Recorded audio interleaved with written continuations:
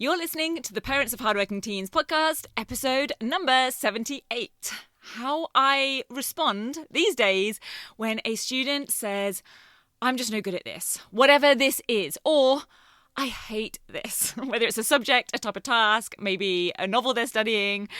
They just don't like or enjoy or get on well with something, but they have to study it. And if your teen has ever uttered anything like this, or you've tried to convince them of the fact that actually this is really useful, or here's all the great things about it, just like I have done in the past, then this episode is for you.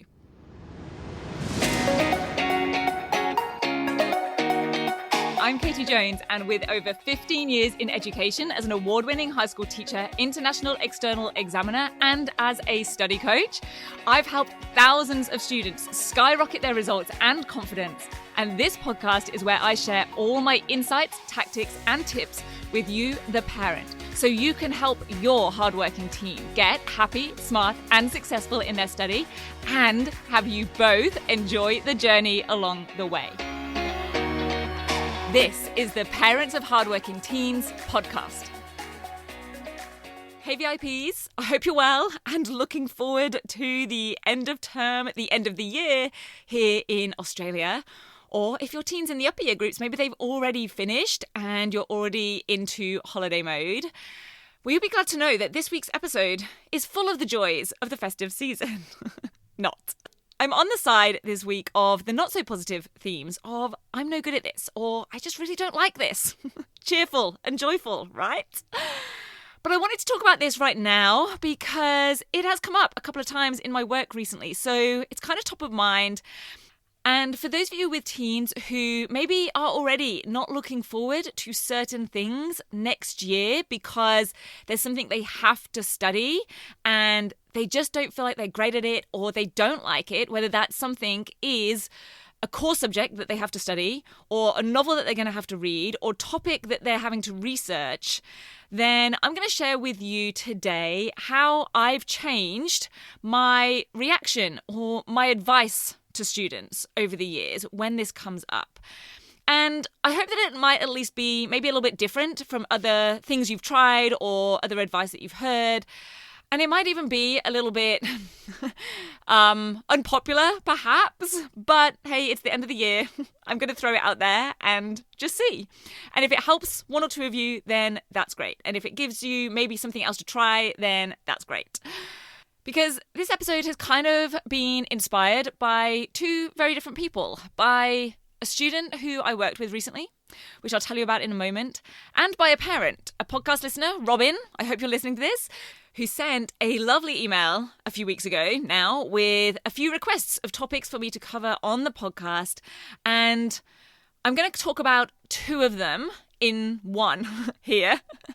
So one of her requests was for any tips on mindset shifting from I'm not good at this, and also what to do when there's something you struggle with or don't like. And she specifically mentioned English, but you can substitute in any subject that you want here, or even any type of task. Maybe it's, giving speeches or writing essays, but it's something that they have to do or they have to study because maybe it's a core subject, or it's a subject that they need, or a task that they have to do in order to do whatever it is beyond high school that they really want to do. And by the way, if you have any questions or requests of what you'd like me to cover here on the podcast, then you can email them through to support@rocksolidstudy.com, and we'll add them to my big spreadsheet of ideas and thoughts and things that I just drop in there from time to time and requests that we get to cover on future episodes. Now, I'm not going to promise that I will be able to cover all of them. Honestly, some things I get asked about just aren't necessarily in my area of expertise. Even this one today, talking about mindset, I am not a psychologist. I am not a student counselor. I have no official expertise in that area. I'm always just talking about things like this from personal experience, really. But I always want to share more of what you would like to hear about. And if it's something I feel like I can help with, then I certainly will.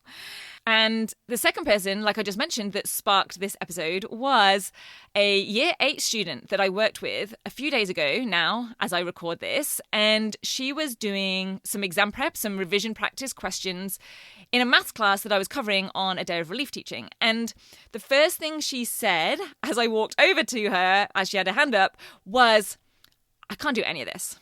She literally said, I just can't do any of this. And it wasn't like she said, can you help me with this part? Or I'm just a bit stuck here. It was very dramatic, but understandable. We've all likely had moments like that where we feel overwhelmed or kind of a bit defeated, or that this just shouldn't be this hard. And that last point, this shouldn't be this hard, is a key point that I'm going to get into in a moment on this episode. Now, of course, neither of those statements that student made were totally true. She could do some aspects of the question, and she could do some of the easier questions in the topic.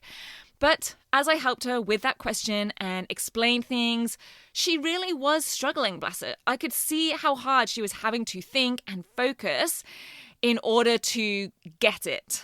So I wasn't going to sit there and say to her, oh, don't be silly, of course you can do this, which I think is our instinct sometimes. I know it is for me, because we tend to focus on the things that they can do, whereas they tend to focus on the things that they can't. We want to focus on their strengths. We want to help them feel better in that moment and give them a boost of confidence. But what I found is that doesn't really work if they don't believe it for themselves. And just telling them that isn't really enough. So over the years, I've changed my tune a little bit and tended to switch up how I react. Not all of the time, but sometimes. So I thought I would share this sometimes version with you, because I do, of course, respond with practical help. So, for example, I asked her, well, it sounds like you're actually just a bit overwhelmed here by the question. And is that actually how you feel? And she said yes. So I asked, if you had some clear steps on how to break this down or how to tackle it, would that be helpful? And we went through chunking down some of the points, some of the steps. And I do think that is a big part of things. You know that this is what I teach and how I work in Rock Solid Study, is giving students specific steps and systems and strategies. I do think that helps a lot. And it really underpins a lot of the training that I do with students. But I also said that it's okay that she was finding it hard. I told her it was okay that she isn't loving maths now, or maybe ever. And this is that adjustment that I've made over the years. This is the point that I feel might be helpful to share and focus on today, that I have found has been more helpful when working with students than just saying, what? That's not true. Maths is amazing. Or you're actually really great at maths. Or you got that last question right, which is basically kind of just disagreeing with them, telling them that they're wrong and trying to convince them of something. Not that we don't want to show them the positives, but I don't think it's helpful to pretend that life is good or easy or supposed to be easy all of the time. I think it's actually more helpful to consider that it isn't good, or it's not fun, or it's not easy all of the time, and it's not supposed to be. So the first point is that none of us are going to be naturally brilliant at everything, whether that's in school or other areas of life. And I think that from my memories of school, it's those students who are great at things that tend to stand out to us. We really notice the kid who's great at sport or awesome at maths and just blitzes the questions, or is naturally amazing at drama or singing. They stand out. But they stand out, we notice them for a reason. That's a thing that they are good at. And there will for sure be things that they're not so good at. And there's going to be for sure things that your teen is good at.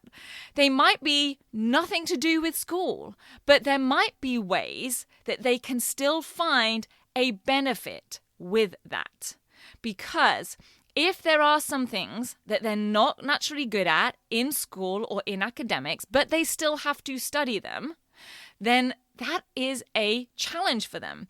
And they then get to consider how they want to tackle that challenge. So we could acknowledge that if we are finding something difficult, then this is a more challenging thing for us. But, and this is where I'm quite picky with my wording, we acknowledge it. And for me, acknowledging something is different to just accepting it and giving up. We don't try to just brush over it or ignore it or pretend otherwise.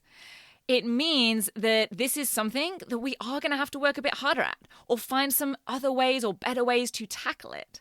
We need to engage and build that grit and determination and resourcefulness and the identity of being someone who can do hard things, because these are the real life skills and characteristics that we can probably all agree are helpful to develop in life.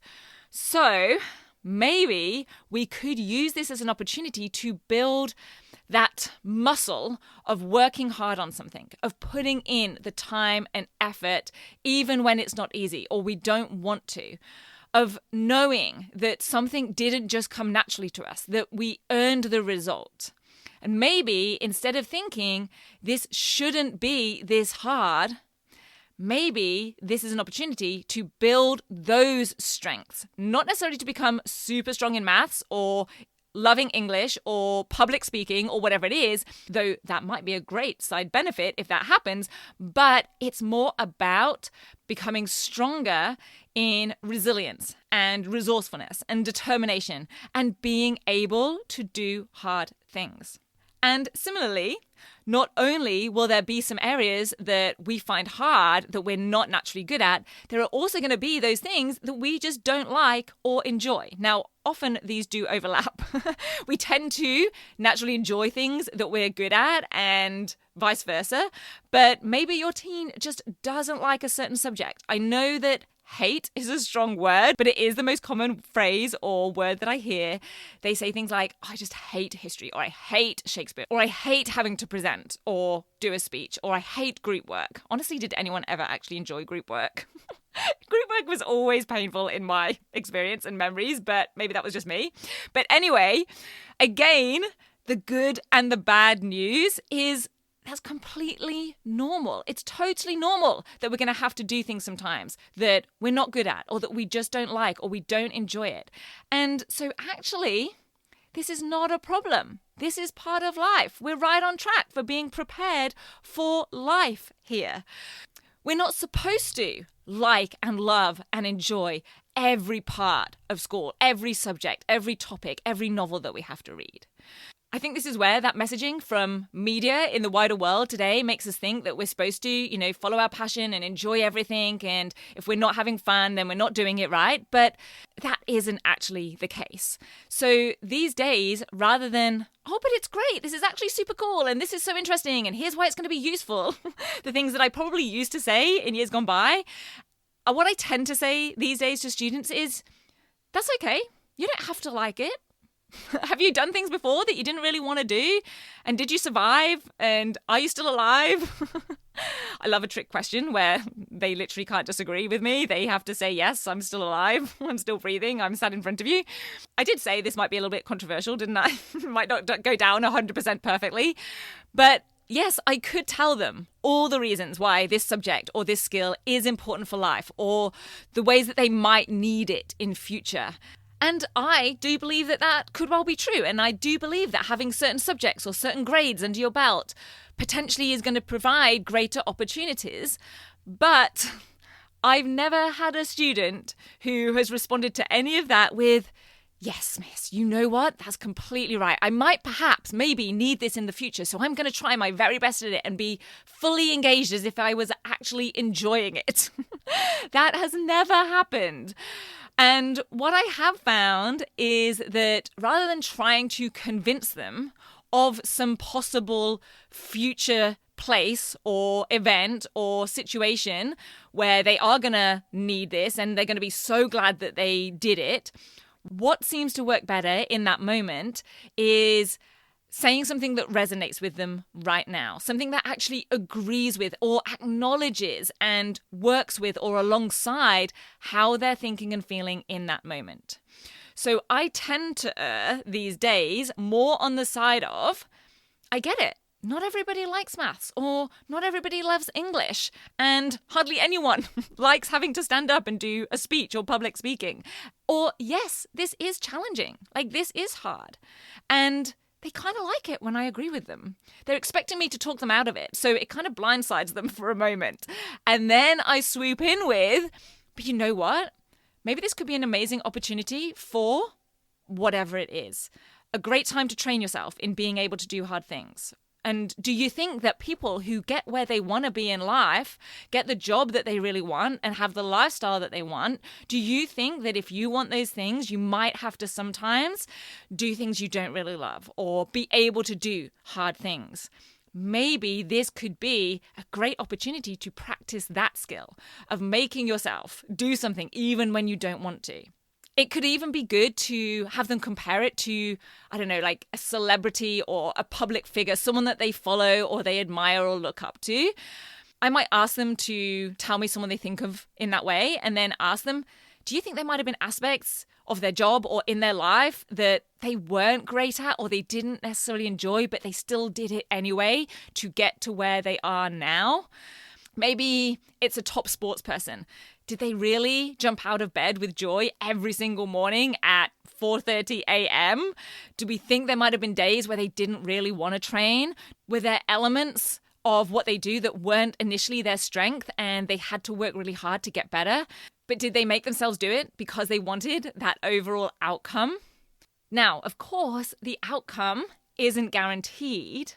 Hard work in itself doesn't guarantee a result, and that's where getting support or systems and strategies comes in.